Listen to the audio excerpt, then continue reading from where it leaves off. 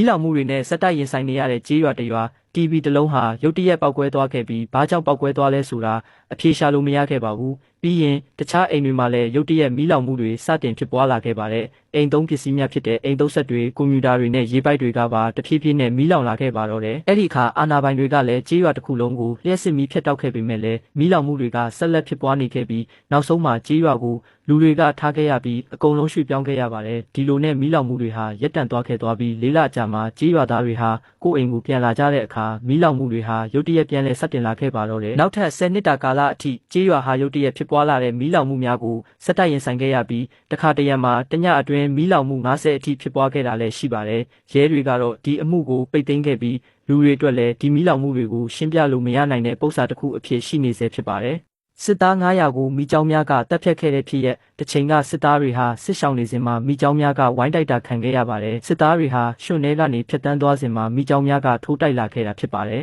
အဲ့ဒီအခါစစ်သားတွေဟာလွတ်မြောက်ရန်ကြိုးစားခဲ့ပြီးတနက်တွေနဲ့ပစ်ခတ်ခဲ့ပေမဲ့လည်းစစ်သားအများပြားကတော့မိကြောင်းတွေရဲ့ပါဇက်တွေနဲ့ကိုက်ကရွှွန်အိုင်ထဲသို့ဆွဲချတာခံခဲ့ရပါတယ်ဒီလိုနဲ့မနက်ခင်းရောက်တဲ့အခါမှာတော့စစ်သား1000နဲ့ကတဝက်ထက်နေတဲ့စစ်သားတွေသာအသက်ရှင်ကျန်ခဲ့ပါတယ်ဒီဖြစ်ရက်ဟာတမိုင်းတစ်လျှောက်မှာအသေးပြောက်များဆုံးမိကြောင်းတိုက်ခိုက်မှုတစ်ခုဖြစ်လာခဲ့ပါတယ်